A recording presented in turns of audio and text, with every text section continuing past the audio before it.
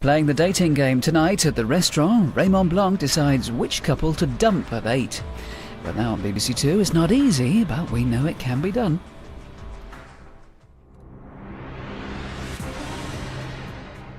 These 5 people are amongst the greatest quiz players in Britain. Together they make up the Eggheads, arguably the most formidable quiz team in the country. The question is, can they be beaten? Hello, welcome to Eggheads, the show where a team of 5 quiz challengers pit their wits against possibly the greatest quiz team in Britain. You might recognise them as they have over 25 years of combined quiz show experience. They are the Eggheads. And taking on the might of our quiz Goliaths today are the Exclamations from Swansea. The team all quizzed together at their local, the Red Lion. And despite continually changing their team name, they always agree that it must end with an exclamation. Let's meet them. Hello, I'm Julian, I'm 38 and I'm a plasterer. Hi, I'm Jeff, I'm 58 and I'm a VAT inspector. Hi, I'm John, I'm 33 years old and I'm a primary school teacher. Hi, I'm Kevin, I'm 46 and I'm a bus driver. Hi, I'm Anthony, I'm 52 and I'm a school teacher. So this doesn't just end the team name with an exclamation, it is one as well, with the 3 exclamation marks alongside it as well. Yes, it was basically it was a habit that I got into when we started the quiz. We used to make up names every week, and I noticed then subconsciously I was putting an exclamation mark after every answer. So that stuck after a few weeks then. Why did you change the team name every week? Because we couldn't come up with a good one, really. Well, you didn't like it, but you thought it'll do for tonight, exactly, and we'll change it again next week. I thought it was so as the other teams wouldn't kind of remember you. No, they know us now. Yeah, they know you now. Did you win? You do win a lot, do you? Now and again, yes. Now and again. I think you're being a bit modest there, Julie. Well. Let me tell you, every day there's £1,000 worth of cash up for grabs for our challengers. However, if they fail to defeat the Eggheads, the prize money rolls over to the next show. So, exclamations, the challengers actually won the last game, proving it can be done, but it means £1,000 says you can't beat the Eggheads today. And our first head-to-head battle is going to be Arts and Books. Who'd like to play this? Arts and Books. Arts and Books, please. Anthony? Anthony? Yeah. Anthony, have a go at it? Yeah. Right, yes. OK. Anthony. Anthony? Anthony. And who would you like to play? What do you think? What do you think about CJ? Fine, CJ. Okay. I love that attitude, Anthony. Completely relaxed. Any one of them will do. Any one of them to do. They're all excellent, so anyone. They are, but not so excellent the last time they played. Anthony, let's see if you can beat CJ. Would you both please take your positions in the question room? Well, Anthony, before you went into the question room, you said the Eggheads are all good. I'll tell you how good CJ is at Arts and Books. He's won the last 10 times he's played in this category. Let's see if you can stop him in his tracks. Would you like to go first or second? I'll go second, please. Your first question then, CJ. Cathy Earnshaw is a character in which 19th century novel? Wuthering Heights, Jane Eyre or Great Expectations? Voted this year as the most romantic novel ever, even ahead of Pride and Prejudice. It's Wuthering Heights. Wuthering Heights, Cathy Earnshaw. Yes, absolutely right. CJ, 1 to you. And Anthony, your first question. What is the real name of the artful dodger in Charles Dickens' novel Oliver Twist?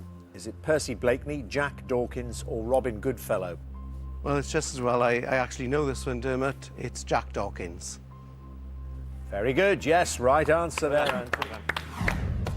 CJ, Giselle is the title of a work in which branch of the performing arts? Opera, drama or ballet? I was dreading you were going to give me something more in-depth than that.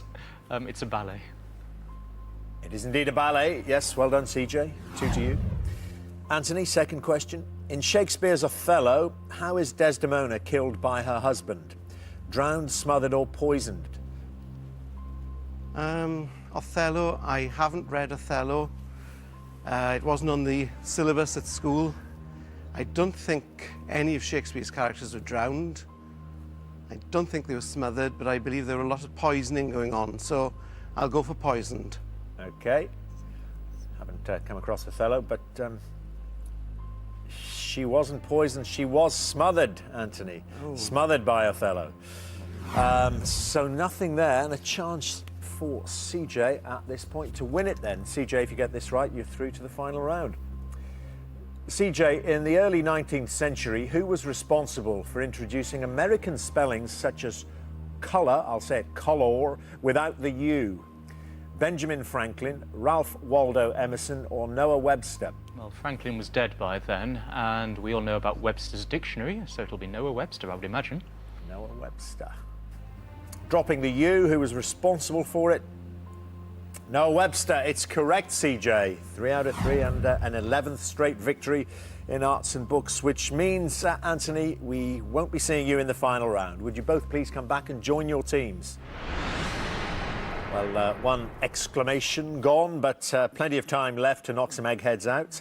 Our next head-to-head is going to be science. Who'd like to play this one? Science. Science, boys. Whose is that? Is that yours, Julian? There's 4 of us left. Anthony's gone.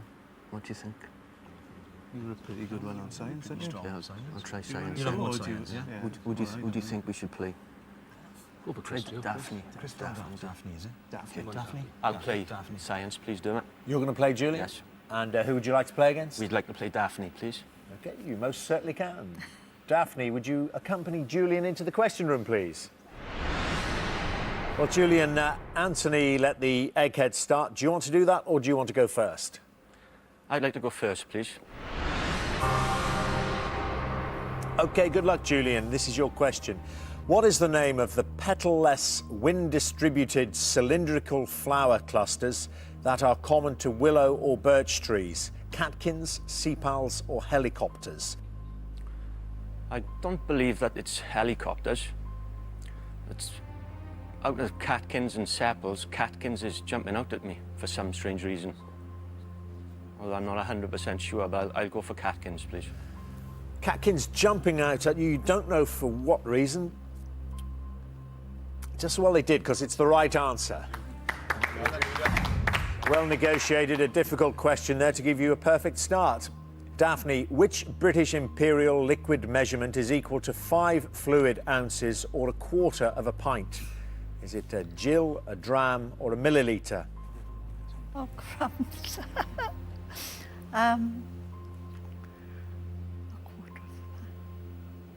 A gill? I think it's a gill. Yeah, and it is the right answer, yes. Back to you then, Julian. What name is given to the front teeth of a human? Incisors, canines, or molars? I know molars are at the rear, and canines are the pointy ones on the corners. Well, sort of slightly. So I'll go for incisors, please. Pointy ones on the corners, that's a technical dental term, isn't it? Incisors is the right answer. Well done, Julian. Daphne, the world's deposits of coal were laid down in which geological period? Cambrian, Cretaceous, or Carboniferous? Well, I assume it's a Carboniferous. Coal being carbon, yeah. Yeah. Yeah, and it is the right answer, yes. Carboniferous period for laying down the deposits of coal. So, back to you then, Julian. You might win it with this one. Cinnabar is the principal ore of which metal? Aluminium, silver, or mercury? Well, I know the ore for aluminium is bauxite, so we can rule that one out now. Naturally, I'm a little bit stuck between silver and mercury. Looking at the periodic table, if I can remember, silver is something like, is it AU? Cinnabar, I'll have a stab with mercury, please. OK. Because you don't fancy the other two. You've got the right answer, Julian. Well done. Cinnabar, principal ore of mercury. OK then, Daphne, to stay in it, which Greek mathematician from the 3rd century BC was the author of Elements, which set out the principles of geometry? Archimedes, Euclid, or Hippocrates? That would be Euclid. Euclid? Yes. Wrote Elements, set out the principles of geometry. It's the right answer, Daphne, as you well know. No playing with you there. That's 3 out of 3 for both of you, which means, Julian, we go to sudden death now, and we're removing those choices that up to this point have appeared on the screen in front of you. Maria Skłodowska, who was born in Warsaw in 1867 and won 2 Nobel Prizes, is better known by what name?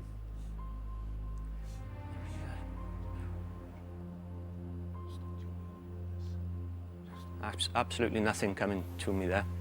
It's 1867. Born in Warsaw in 1867 and won 2 Nobel Prizes. Women Nobel Peace Prize winners. Could it be Mary Nightingale? Yes, I'll try Mary Nightingale, please. Okay. Mary Nightingale. It's not. Not that. Do you know, Daphne, if this had been your question? Marie Curie. Marie Curie. So nothing there for you, Julian. A chance to win it then for Daphne. Daphne, true flies, including mosquitoes, gnats and midges, are classed in the order Diptera because they have only one pair of what? Wings. True flies, including mosquitoes, gnats and midges, are classed in the Diptera order because they have only one pair of wings. It is the right answer, Daphne. And I'm afraid that means no place in the final round for you as well, Julian. Would you both please come back and join your teams? Well, exclamations, 2 brains missing at least from the final round, but still time to level it up. Still 2 head-to-head rounds to go, so 2 eggheads could potentially go. This one is geography. Who'd like to play? Geography. Jeff, John or Kevin? Jeff, John or Kevin? John? I'll take it. Geography? I'll take it. Go on, John. Go on. And just to remind you, it can't be CJ or Daphne, one of the other 3. I'll take Chris. Chris? Chris. Oh, good man. Yes, Chris. Yes, it's going to be you. You're going to have to do some work. Let's get John and Chris into the question room, please. OK, then, John, your previous teammates have tried it both ways, going first or going second. What do you want to do, John? I'll go first, please. Good luck, John. It's geography, and this is your first question, then. Sears Tower, completed in 1974, is a feature of which US city? Is it New York, Chicago, or Boston? Well, I know that Chicago has got a tower, and I know that New York have got plenty of towers. I don't think there's one in Boston that is famous. I think I'm going to plump for the middle one, Chicago. Chicago, Sears Tower, is the right answer, John. Yes, well done. And for a while, it was the tallest building in the world, wasn't it? Yes, for a while. Yeah. Structure. Yeah. OK, Sears Tower in Chicago. Well done, John. Good start. So, Chris, the flag of which South American country has 2 pale blue horizontal stripes on either side of a white one with a radiant yellow sun in the middle? Argentina, Brazil, or Colombia? That's the flag of Argentina. You eggheads know your flags. That's the right answer, Chris. So we go back to you, John, for a second question. The cities of Pisa and Siena are in which Italian region? Lombardy, Tuscany, or Piedmont? To be truthful, I've only heard of one region. Unfortunately, it's Tuscany is the only one that I've heard of, and I think it's a bit too obvious for it to be that answer. I think I'm going to stick with my original thought. I'm going to go for Tuscany. John, as a man who was up the Leaning Tower last year, I was willing you to stay with your instincts. It's the right answer, Tuscany. Yes. Pisa and Siena are both in Tuscany. So, Chris, what is the capital city of the state of Arkansas? Is it Little Rock, Tombstone, or Boulder? Well, Tombstone's in Arizona, Boulder's in Colorado, so it's Little Rock. Where Bill Clinton used to be governor. Indeed. It's the right answer, yes. 2 each. OK, third question then, John. Which river forms part of the border between Laos and both Myanmar and Thailand? The Irrawaddy, the Euphrates, or the Mekong? I'm almost certain it's not the Euphrates.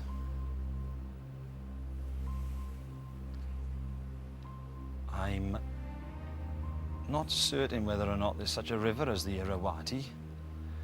I'm going to stick my neck out and say the Mekong. The Mekong? It is the Mekong that forms the border between Laos and both Myanmar and Thailand. So, very, very good set there, John. 3 out of 3.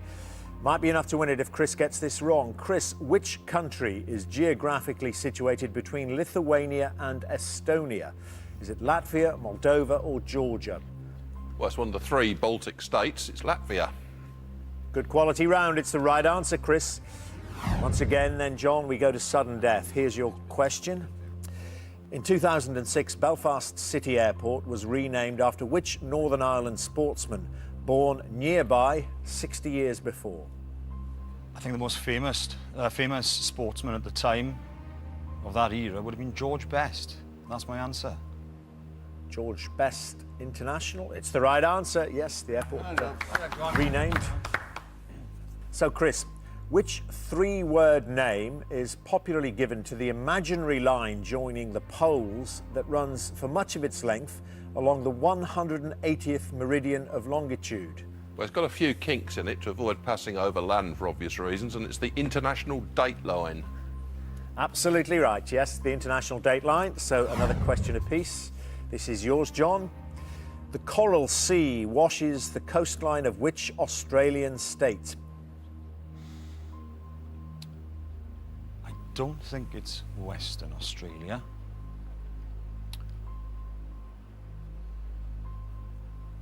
And I don't think it's New South Wales. I think I'll go with Queensland. Okay, have you ever been to Australia, John? No, I haven't. Wish I had. Doesn't matter, you got it right. Queensland, Well done, John. Coral Sea washes the coastline of Queensland. Chris, in 1991, the planned and newly built city of Abuja became the capital of which West African country? Yeah, replace Lagos as the capital of Nigeria. Abuja is the capital of Nigeria. Yes, well, slugging it out, you two. Who is going to get one wrong first? Okay, another question for you both. John, this is yours. The Chagos Archipelago, from which the entire population was expelled in the 1960s to make way for an American airbase, is in which ocean? It's a small choice of oceans. I think I'm going to have to guess this one. I'm going to go with the Pacific. Okay. Pacific. The Chagos Archipelago, from which the entire population was expelled in the 60s to make way for an American airbase. Close, but it's not the right answer. It's the Indian Ocean. The Chagos Archipelago is in the Indian Ocean. So, a chance for Chris. Chris, which East Anglian city is named after a fish?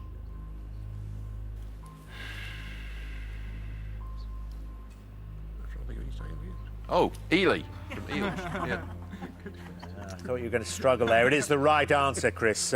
Means place where eels are found. It's one of those ones that's obvious when you get to it, but I had to think a bit. It does mean, though, that another exclamation is gone from the final round. Great round, John. Great effort, but Chris just holding his nerve and edging you out. Would you both please come back and join your teams? Well, as it stands now, the exclamations have lost 3 brains from the final round, and the Eggheads haven't lost any, so we've got to get rid of one of them now. Come on.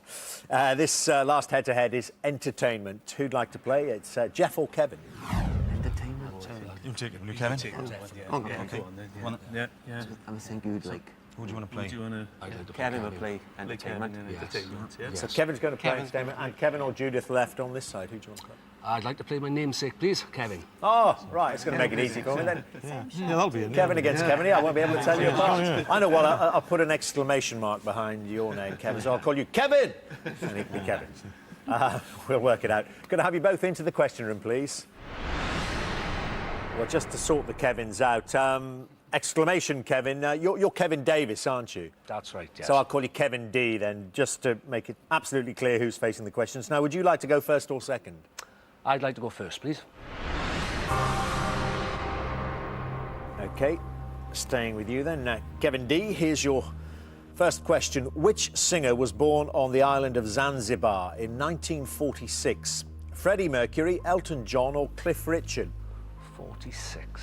That would make them I'm 61 years of age. Elton John doesn't ring a bell. I don't think it's Elton. I'm going to be guessing here between Freddie Mercury and Cliff Richard. I'm going to plumb for Freddie Mercury. Freddie Mercury, born on Zanzibar, you think in 1946? It's right. Yes, well done. Okay, Kevin A. Eggheads, Kevin, this is your question. Who played the title role in the 1998 film There's Something About Mary? Kate Winslet, Renee Zellweger, or Cameron Diaz? Yeah, it's Cameron Diaz. Cameron Diaz is the right answer, yes. Played the title role in Something About Mary. So, back to you, Kevin D. This is your second question. Which character in the TV soap EastEnders was played by Gillian Tailforth? Angie, Kathy, or Debbie? I'm not a great soap lover. The wife will be screaming at home now. She a keen viewer? Yeah. Don't think it was Angie. It's between Debbie and Kathy. I'll say Kathy. Kathy. Gillian Tailforth in EastEnders. Her character was Kathy. It's correct. Well done. Good one, Kevin. Excellent. Mr. Ashman. Henry Crun and Gritpipe Finn were characters in which classic radio comedy show? The Navy Lark, The Goon Show, or Round the Horn? I'm not going to do any impressions on this because Chris is far, far better. The Goon Show. The Goon Show. Is it, Chris? Yeah, I mean, it is the Goon Show, you know. Spooky. It's the right answer. Yes. 2 each. All right, Kevin D, here's your third question. In the 1920s and 1930s, John Grierson was a pioneer of which sort of filmmaking? Documentaries, cartoons, or musicals? 1920s, 1930s. I'm guessing how that would rule out documentaries. I would say 20s musicals, cartoons. I'll plumb for musicals. Okay. John Grierson. In the 20s and 30s, he was a pioneer, documentary maker. Documentaries. John Grierson. Any memorable documentaries? Quite a lot of stuff for the Crown Film Unit over the years. Okay, well, there we are. John Grierson, a documentary maker, which means you've got a chance to win it. Kevin Ashman. Kevin, what is the name of the hyper-intelligent baby in the animated comedy series Family Guy? Stewie, Chris, or Megan? This is one that Chris actually introduced me to. I was staying at Chris's, probably about 3 or 4 years ago now, and we had a session of sitting down and watching 7 or 8 episodes of this in one go, which was new to me at the time. Anyway, it's Stewie is the baby. And an insight into the home life of the Eggheads. It is the right answer, Kevin Ashman, which means you are through to the final round. And Kevin D, bad luck. It's just the odd question going against all of you exclamations. It means you won't be in the final round. Would you both please come back and join your teams? So this is what we've been playing towards. It's time for the final round, which, as always, is general knowledge. But I'm afraid those of you who lost your head-to-heads won't be allowed to take part in this round. So Julian, John, Kevin and Anthony, would you please leave the studio now? So, Jeff, you're playing to win the exclamations, £1,000. Judith, Kevin, CJ, Daphne and Chris, you're playing for something which money can't buy, the Eggheads' reputation. As usual, I'll ask each team 3 questions in turn. This time the questions are all general knowledge and you are allowed to confer. Jeff, the question is your 1 brain better than the Eggheads' 5 brains? Could be. Jeff, would you like to go first or second? I think I will go first, Dermot, please. That's not a problem, Jeff. Let's get on with it then. Best of luck. Listen carefully to the questions and ignore the Eggheads. Just concentrate on these. A morel is a type of what food? Cherry, sausage or mushroom? Okay, I'm thinking of morello cherries. I don't think it's a sausage, but But mushroom is tempting me as well. Okay. Morel. I shouldn't go for my first choice, I know, but I'm going to plump for mushroom anyway. Okay. I thought your first choice was cherry. It was. I said I shouldn't change, but I'm going to. Oh, I see, right. Thank goodness you did, because mushroom is the right answer. Oh, good. Well done. Yeah. Eggheads, then, this is your question. In mythology, who was the Roman equivalent of the Greek god Poseidon? Neptune, Vulcan, or Saturn? In mythology, who was the Roman equivalent of the Greek god Poseidon? That is Neptune. Both gods of what? Of the sea. Yeah, Poseidon, Roman equivalent. Neptune, it's the right answer. Back to you, Jeff. Second question. The American president, Abraham Lincoln, was born in which state? Hawaii, New York, or Kentucky? Okay, well, I think I would dismiss Hawaii. That wouldn't have obviously been part of the United States at that time. Now then, New York or Kentucky? Again, I think he was from the north. I think I will go for New York. Okay, Abraham Lincoln, born in New York, you think? He actually wasn't. He was born in Kentucky. Quite right about Hawaii, of course. Instantly spotted that. But not New York, Kentucky, so nothing there for you, Jeff. A chance for the Eggheads to go into the lead. Will stay all square, of course, if they get it wrong. Lord of the Isles and Great Steward of Scotland are titles held by which person? Alex Salmond, Prince Charles, or the Duke of Edinburgh? Lord of the Isles and Great Steward of Scotland are titles held by which person? It's Prince Charles. Lord of the Isles and Great Steward of Scotland are titles held by Prince Charles, as Judith identified there. So it means you've got to get this one. Jeff, what is the German word for hangover? Is it Katzenjammer, Krankenwagen, or Korkenzieher? Could you repeat those again, Dermot, please? Yeah. You can read them. What's the German word for hangover? Katzenjammer, Krankenwagen, or Korkenzieher? Krankenwagen, I don't think it's that. Korkenzieher. I'll go for Korkenzieher. Korkenzieher. Yeah, word you can use down the pub. It's Katzenjammer. Katzenjammer. Krankenwagen, I know, it's an ambulance, isn't it? Yes. Yeah. An ill wagon. Ill wagon, yeah. Anyone know what Korkenzieher is? Corkscrew, isn't it? Corkscrew, yeah, very good. Corkscrew. So, Jeff, after that German lesson, I'm afraid it means, Jeff, that you won't be going home with the money today. Eggheads, you've won.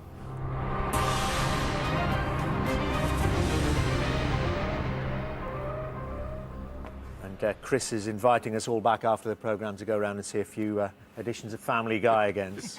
All around there, and we can get ourselves a Katzenjammer as we drink his homebrew.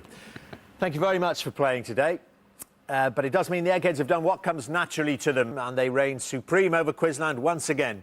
I'm afraid you won't be going home with £1,000, which means the money rolls over to our next show.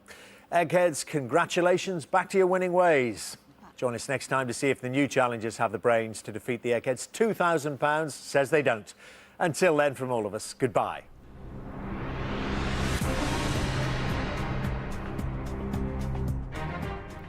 A magical trip around Scotland by car is our last Great British Journey of the series. That's in half an hour here on BBC Two. But first, a spot of autumnal birdwatching, including a spectacular swan show in the dark.